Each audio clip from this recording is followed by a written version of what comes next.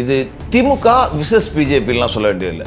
திமுக வெட்ஸ் BJP தான். ரெண்டு பேருமே கள்ள கல்யாணம் பண்ணிட்டாங்க. கள்ள கூட்டணி அப்படிங்கிறத நடத்திட்டு இருக்கு.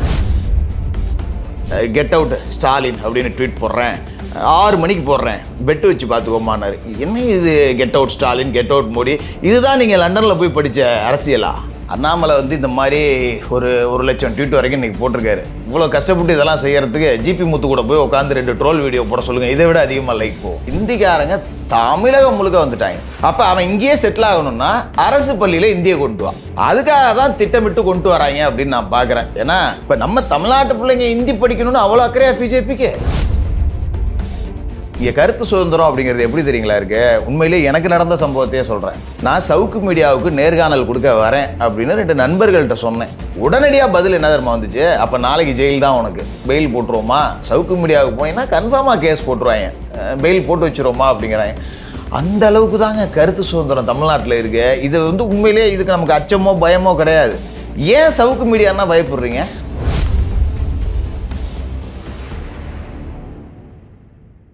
வணக்கம் சவுக்கு மீடியா நேயர்களே. இன்று நம்மோடு இணைந்திருப்பவர் அதிமுக தகவல் தொழில்நுட்ப அணியின் மாவட்ட இணைச் செயலாளர் திரு வெங்கிரத்தினம் அவர்கள். அவர்களோடு தமிழகத்தில் நடந்த பல்வேறு அரசியல் நிகழ்வுகளை பற்றி பேச இருக்கிறோம். வாருங்கள். வணக்கம். வணக்கம். வணக்கம். தொடர்ந்து நீங்கள் பார்த்தீங்க, திமுகவின் இந்த கிட்டத்தட்ட 4 வருடங்கள் கிட்ட ஆட்சி.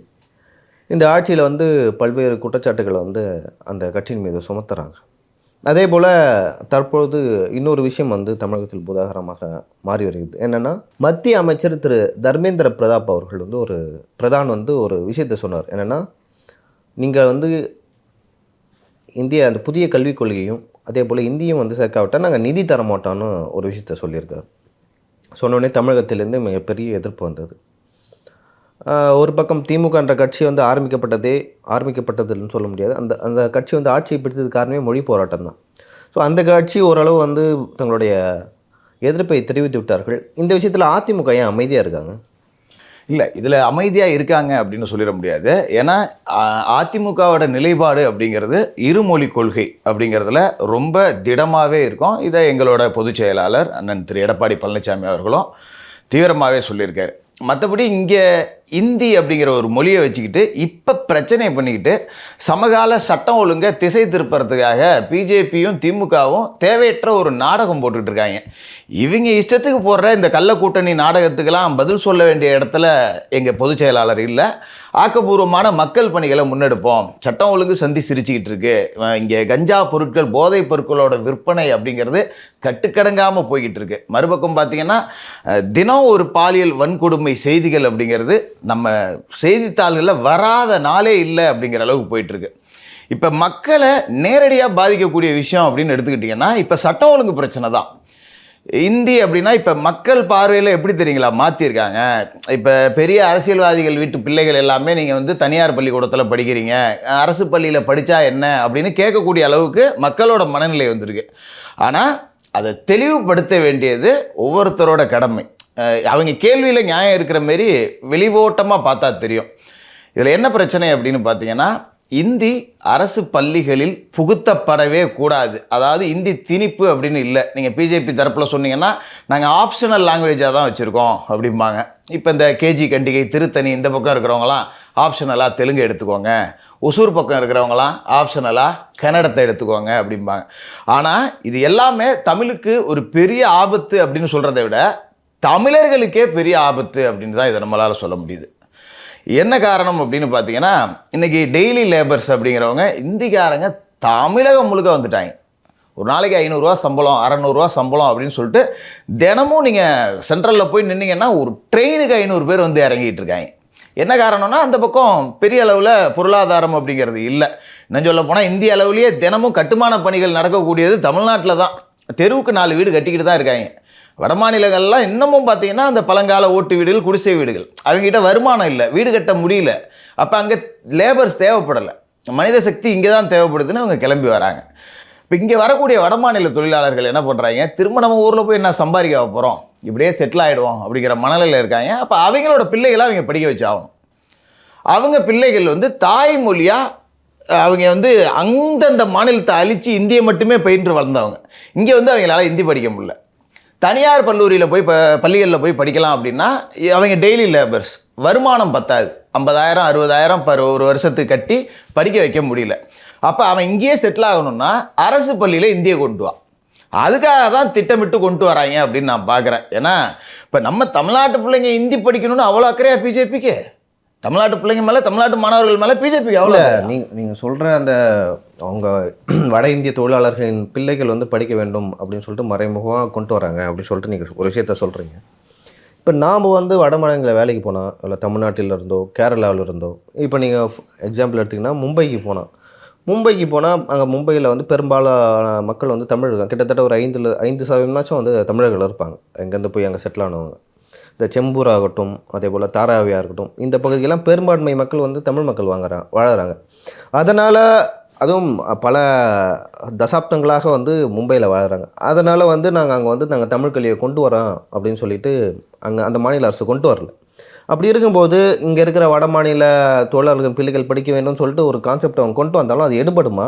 அதை அக்செப்ட் பண்ணிக்கணும். நம்ம அதை எதிர்க்கணும், கடுமையாக எதிர்க்கணும். இப்போ பிஜேபிக்கு இதனால் என்ன லாபம் அப்படின்னு பார்த்தீங்கன்னா, இப்போ வடமாநில தொழிலாளர்கள் இங்கே இருக்காங்க. அவங்க இப்போ வாக்களிக்கிறதுக்கு சொந்த ஊருக்கு லீவில் போயிடுறாங்க. என்ன காரணம்னா, அவன் குடும்பத்தோடு இங்கே இல்லை. குடும்பத்தோடு வரணும் அப்படின்னா அவன் பிள்ளைகளோட கல்வி அப்படிங்கிறது இங்கே கிடைச்சா மட்டும்தான் அவன் குடும்பத்தோடு இங்கே செட்டில் ஆவான். ஆல்ரெடி பார்த்தீங்கன்னா இங்கே எல்லாருமே ரேஷன் கார்டு வாங்கிட்டாங்க. இப்போ அவன் ஃபேமிலியோடு இங்கே செட்டில் ஆகிட்டான். அவனுக்கு கல்வியிலேருந்து வேலை வாய்ப்புலேருந்து எல்லாமே இங்கே கிடைக்குது அப்படின்னா அவன் இங்கே செட்டில் ஆகிடுவான். கிட்டத்தட்ட பார்த்தீங்கன்னா லட்சக்கணக்கான இந்தி மொழி பேசக்கூடிய வட மாநிலத்தவர்கள் இங்கே வந்து செட்டில் ஆகிட்டாங்க. அவர்கள் எல்லாம் இங்கே தங்க ஆரம்பிச்சிட்டா அவர்கள் வந்து இங்கே ஒரு பெரிய வாக்கு வங்கி சதவீதமாக மாறிடுவாங்க. வெற்றியாளர்களை தேர்வு செய்யக்கூடிய அளவுக்கு வாக்கு வங்கி அவங்களுக்கு வந்துடும். அதை உருவாக்கி அவர்கள் மூலமாக பிஜேபி வெல்லணும் அப்படின்னு ஒரு நெடுங்கால திட்டமாக தான் இதை தீட்டிகிட்டு இருக்காங்க.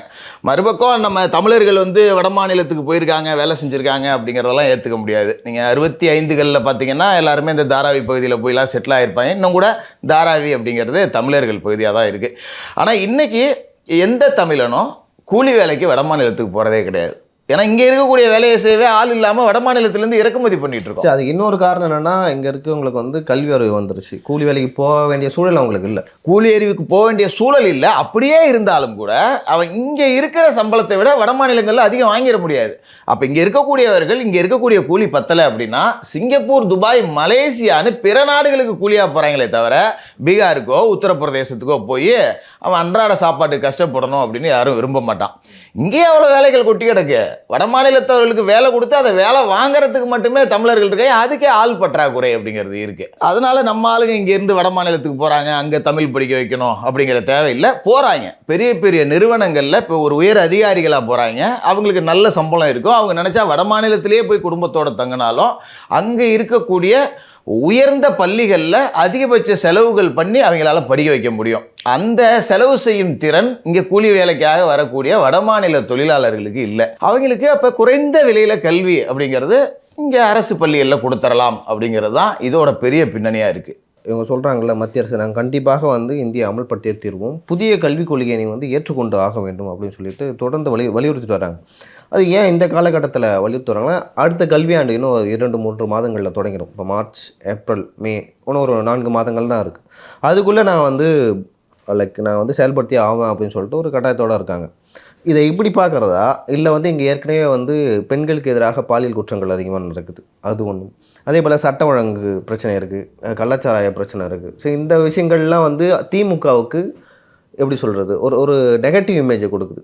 அதிலேருந்து நம்ம டைவெர்ட் பண்ணுறதுக்கு இந்த பிரச்சனையை பிஜேபி வந்து கிளப்பி இதில் வந்து திமுக வர்சஸ் பிஜேபி 2 கட்சிகளும் வந்து ஆதாயம் அடைகிறாங்களா அப்படி பார்க்குறதா? இது திமுக விசஸ் பிஜேபிலாம் சொல்ல வேண்டியதில்லை. திமுக வெட்ஸ் பிஜேபி தான். 2 பேருமே கள்ள கல்யாணம் பண்ணிக்கிட்டாங்க. கள்ள கூட்டணி அப்படிங்கிறதான் நடத்திட்டு இருக்கு. இப்போ திமுக இந்த ஒரு படத்தில் சொல்லுவாங்க பார்த்தீங்களா, உனக்கு ஆபத்துன்னு வரும்போது இந்த பெட்டியை திறந்து பாரு, இது உனக்கு பயன்படும் அப்படின்னு ஒரு காமெடியில் கூட வரும். அதே மாதிரி தான் திமுகவுக்கு இங்கே எப்போல்லாம் ஆபத்து வருதோ அப்போல்லாம் அண்ணாமலை காப்பாற்றுவார். அப்படி இல்லைன்னா நம்ம ஆளுநர் RN ரவி காப்பாற்றிடுவார். சம்மந்தம் இல்லாத எதையாவது ஒன்று பேசி வச்சு டைவெர்ட் பண்ணிடுவாங்க. ஏற்கனவே நம்ம தமிழ்நாட்டு ஊடகங்கள்னு சொல்கிறதுலேயே எனக்கு உண்மையிலேயே வாய் கூசுது. என்ன பண்ணுறது, மொத்தமாக ஊடகங்கள் நம்ம விமர்சிச்சிட முடியாது. சவுக்கு மீடியா மாதிரி இன்னும் சில நல்ல மீடியாக்களும் இருக்குங்கிறதால சில ஊடகங்கள் ஆளுநர் ஏதாவது ஒன்று சொல்லிட்டா போதும், அதை பற்றி மட்டும்தான் விவாதம் நடக்கும். எத்தனை கற்பழிப்புகள் வேணாலும் நடக்கணும், எத்தனை கொலை வேணாலும் நடக்கட்டும், அதை பற்றி வாயே பேச மாட்டாங்க. அவங்க எல்லாருமே ஆர்எஸ் பாரதி சொன்ன அந்த ஊடகங்கள் மாதிரி தான் வேலை செய்கிறாங்க. நான் சொல்லலை, திமுகவோட ஆர்எஸ் பாரதி தான் சொன்னார். இப்போ ஆளுநர் ஏதாவது ஒன்று பேசிடுவார், அன்றைய பிரச்சனைகள் எல்லாமே ஒரு வாரத்துக்கு மூடப்பட்டு ஆளுநர் RN ரவி செய்தது சரியா தவறா இதான் டிபேட் நடக்கும். அப்படி இல்லைன்னு வச்சிங்களேன், இந்த யார் அந்த சார் அப்படிங்கிற பிரச்சனை பெருசாக வந்தது. திமுகவுக்கு ஒரு பேரிடியாக விழுந்தது.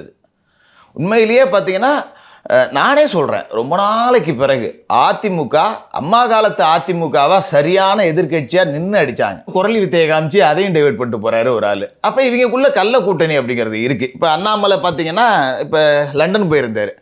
அண்ணாமலை லண்டன் போன காலகட்டத்தில் பார்த்தீங்கன்னா அதிமுக அடித்த அடியில் திமுக பயந்து போயிருந்தது. அந்த அளவுக்கு எதிர்கட்சியாக சரியான வேலை அப்படிங்கிறத செஞ்சாங்க. மறுபடியும் இங்கே வந்து குரல் வித்தை காட்ட வேண்டிய வேலையை அண்ணாமலை செஞ்சுருக்காரு. இப்போ கூட எடுத்துங்களேன், நேற்று பார்த்தீங்கன்னா நான் வந்து கெட் அவுட் ஸ்டாலின் அப்படின்னு ட்வீட் போடுறேன், 6 மணிக்கு போடுறேன், பெட்டு வச்சு பார்த்துக்கோமான்னாரு. என்ன இது get out Stalin, get out Modi, இதுதான் நீங்கள் லண்டனில் போய் படித்த அரசியலா? சின்ன பிள்ளை விளையாட்டா இல்லை? நீ அதிகமாக ட்வீட் போடுறியா, நான் அதிகமாக ட்வீட் போடுறேன்னா, உனக்கு அதிகமாக லைக் வருதா, எனக்கு அதிகமாக லைக் வருதான்னு. நான் என்ன சொல்கிறேன், அண்ணாமலை வந்து இந்த மாதிரி ஒரு 1,00,000 ட்வீட் வரைக்கும் இன்றைக்கி போட்டிருக்காரு. இவ்வளோ கஷ்டப்பட்டு இதெல்லாம் செய்கிறதுக்கு ஜிபி முத்து கூட போய் உட்காந்து 2 ட்ரோல் வீடியோ போட சொல்லுங்கள், இதை விட அதிகமாக லைக் போகும்.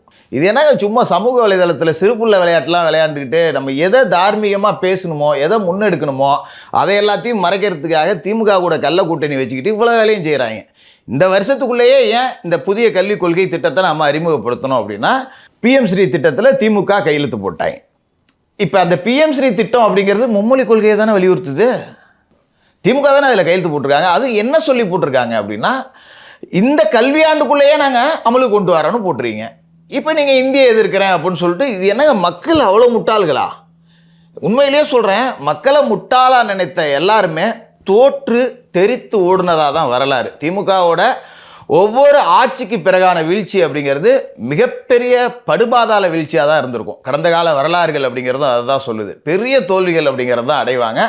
அந்த வகையில் மக்களை முட்டாளாக நினச்சிக்கிட்டு 4-5 ஊடகங்களை வச்சுக்கிட்டு தமிழ்நாட்டில் பாலாரும் தேனாரும் ஓடுது அப்படின்லாம் திமுக பரப்பிக்கிட்டு இருந்தால் நிச்சயமாக மக்கள் சரியான பதிலடி அப்படிங்கிறத கொடுப்பாங்க. திமுகவோட தோல்வி நிச்சயமாக இது உறுதிப்படும். இல்லை, பாஜக தரப்பில் வந்து திமுக மேலே வைக்க குற்றச்சாட்டும், அதே போல் இங்கே இருக்கிற அரசியல் தலைவர்கள் மேலே வைக்கிற குற்றச்சாட்டும் என்னென்னா, இவங்க மும்மொழி கொள்கைக்கு வந்து எதிராக இருக்காங்க.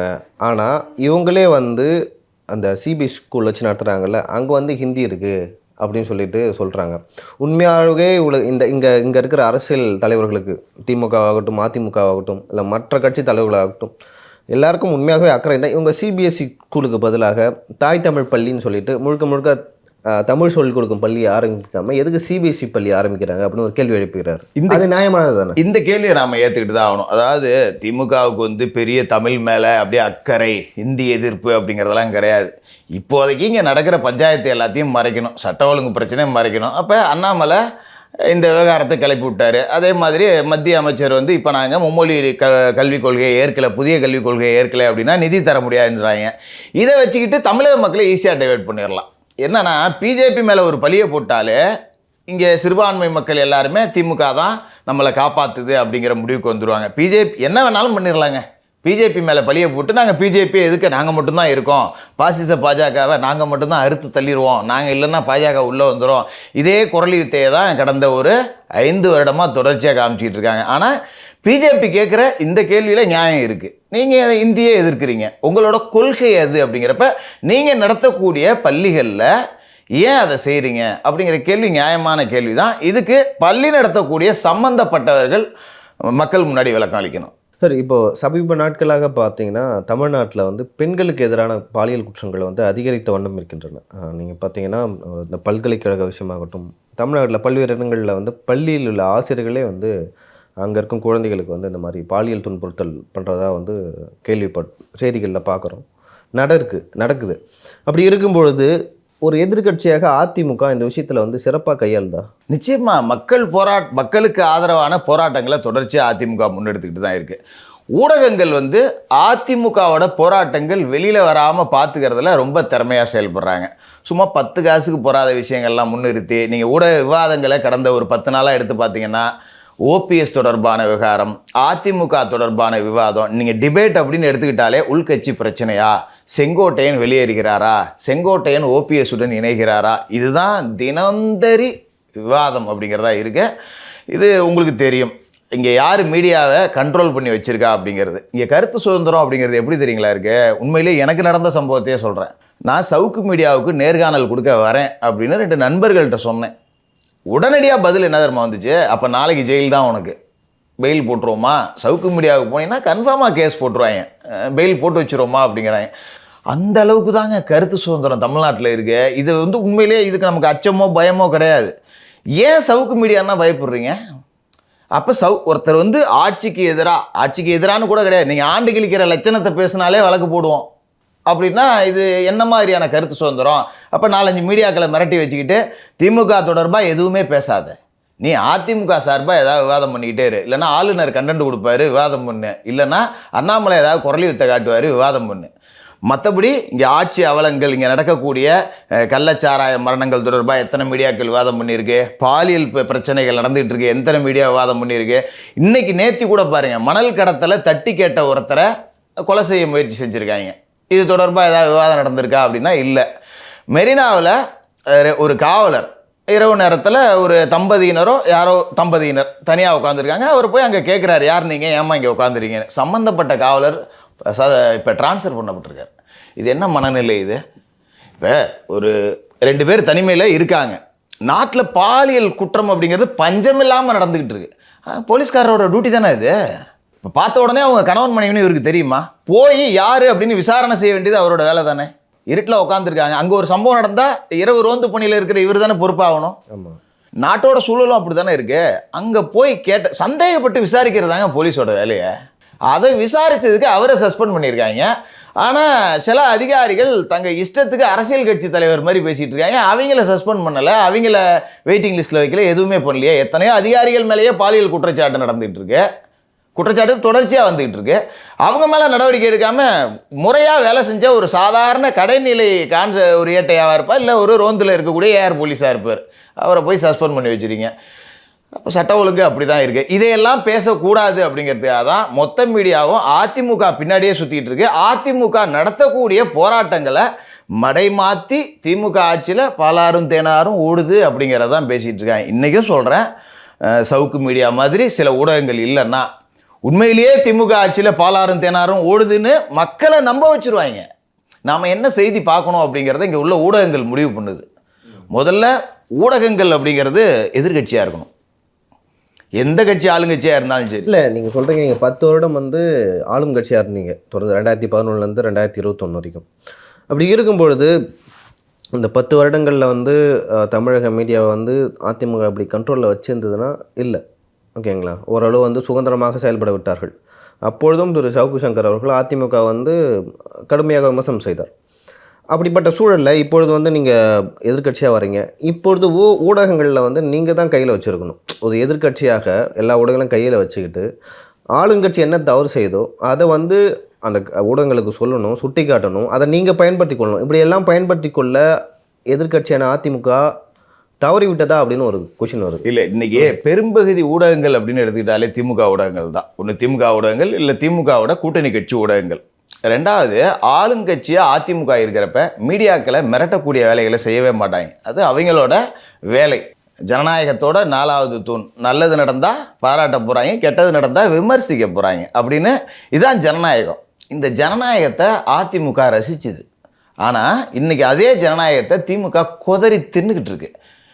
ஏன் இவங்க அதிமுகவால் கையை படுத்த முடியல, ஊடகங்களை கையில் வச்சுக்க முடியல அப்படின்னா, இன்றைக்கி நீங்கள் சாதாரணமான ஒரு விஷயம், நீங்கள் எல்லா ஊடகங்களுமே பார்த்தீங்கன்னா விளம்பரத்தை நம்பி தான் இருக்குது. அச்சு ஊடகங்கள்லாம் எடுத்துக்கிட்டிங்கன்னா அரசு விளம்பரம் வராது. எடிட்டரை அரெஸ்ட் பண்ணி உள்ளே வைப்பான். லியோ பார்க்காத வழக்கு இல்லை, அண்ணன் சவுக்கு சங்கர் அண்ணன் பார்க்காத வழக்கு இல்லை. இப்போ இவ்வளவுத்தையும் தாண்டி நாங்கள் நிற்கிறோண்டா அப்படிமோ. பெரிய நிறுவனங்கள், இப்போ சவுக்கு மீடியா 3 மாதம் மூடி கிடந்தது. தாங்கிட்டேன், நீ அடிச்சிட்டேன், நான் தாங்கிட்டேன். பெரிய நிறுவனங்கள் அந்த மாதிரி மூடப்பட்டா அதிகாரம் எங்கள்கிட்ட இருக்குது, நாங்கள் துஷ்பிரயோகம் தாண்டா பண்ணுவோன்னு பகிரங்கமாக பண்ணுறவன்ட்டு என்ன பண்ண முடியும் சொல்லுங்கள்? எல்லாருமே சவுக்கு சங்கராக இருந்துட முடியாது இல்லை. எல்லா ஊடகத்துலேயும் ஒரு சவுக்கு சங்கர் உரிமையாளராக இருந்தால் இன்றைக்கி அந்த ஜனநாயகம் அப்படிங்கிறது காப்பாற்றப்படும், ஊடக சுதந்திரம் அப்படிங்கிறது காப்பாற்றப்படும். இன்றைக்கி ஜூனியர் விகடன் இஷ்யூ அப்படிங்கிறது பெருசாக ஓடிக்கிட்டு இருக்கு. அந்த ஒரு சாதாரண இணையதள முடக்கம், ஒட்டுமொத்த மீடியாவுமே இன்றைக்கி விகடன் பக்கம் நிற்கிறாங்க. அது நியாயமும் கூட. அது என்ன, விகடனுக்கு வந்தால் ரத்தம், சவுக்குக்கு வந்தால் தக்காளி சட்னியா? அன்னைக்கு சவுக்கு ஊடகத்துக்கு முன்னாடி எந்த ஊடகம் நின்றுச்சு? யாருமே நிற்கல. அன்னைக்கு ஃபெலிக்ஸ் அண்ணன் பின்னாடி எந்த ஊடகம் நின்றுச்சு? யாருமே நிற்கல. அப்போ இதெல்லாம் பார்த்து நீங்கள் சவுக்கு சங்கர் அண்ணனோட அரெஸ்ட் அப்படிங்கிறத இவரோட அரெஸ்ட்னு மட்டும் பார்த்துட முடியாது. மற்ற ஊடகங்களுக்கும் விடுக்கப்பட்ட மிரட்டல் அப்படின்னு தான் நான் பார்க்குறேன். சாதாரணமாக கைது அப்படிங்கிறது போட்டு 2 குண்டாஸ் போடுறதெல்லாம் வரலாறுலேயே இருந்திருக்காது. இதெல்லாம் நம்ம எப்படி எடுத்துக்கிறது அப்படின்னே தெரியல. அதோட இந்த குண்டாஸ் போட்டது, அரசு வழக்கு போடுது அப்படிங்கிறதெல்லாம் கூட சட்ட ரீதியாக நாம் நீதிமன்றத்தில் எதிர்கொண்டு வெளியில் வந்துட்டார். ஆனால் இவர் உள்ளே இருந்த காலகட்டத்தில் கூலிக்கு மாரடிக்கிற மீடியாக்களை வச்சுக்கிட்டு எவ்வளவு பர்சனலாக வெஞ்சன்ஸை வச்சுக்கிட்டு எவ்வளோ ஆபாச கருத்துக்கள் அப்படிங்கிற தமிழ்நாட்டில் பரப்பப்பட்டுச்சுன்னா உங்களுக்கு தெரியும். சவுக்கு சங்கர் அவர்கள் தொடர்பான சொந்த விவகாரங்கள்லாம் எப்படி கிளறப்பட்டுச்சு அப்படின்னு தெரியும். அவங்களுக்கெல்லாம் என்ன, சவுக்கு சங்கர் அவர்களுக்கும் அவங்களுக்கும் என்ன சொத்தா பிரியல? கூலிக்கு மாரடிக்கிறானுங்க. திமுக பணம் கொடுக்குது, பென் பணம் கொடுக்குது. யார் பணம் கொடுத்தாலும் அவங்கள கடிச்சு வைக்கணும், அவ்வளோதான். இப்படி செயல்படுற ஊடகங்கள்கிட்ட போயிட்டு நாம் அதிமுக அவங்கள கையகப்படுத்தணும் அப்படிங்கிற நிலைமை என்றைக்குமே வராது. மக்களை நாங்கள் நம்புகிறோம், மக்களை மதிக்கிறோம், மக்களுக்காக போராட்டங்களை முன்னெடுக்கிறோம். மக்கள் எங்களுக்கு நிச்சயமாக வாக்களிப்பாங்க.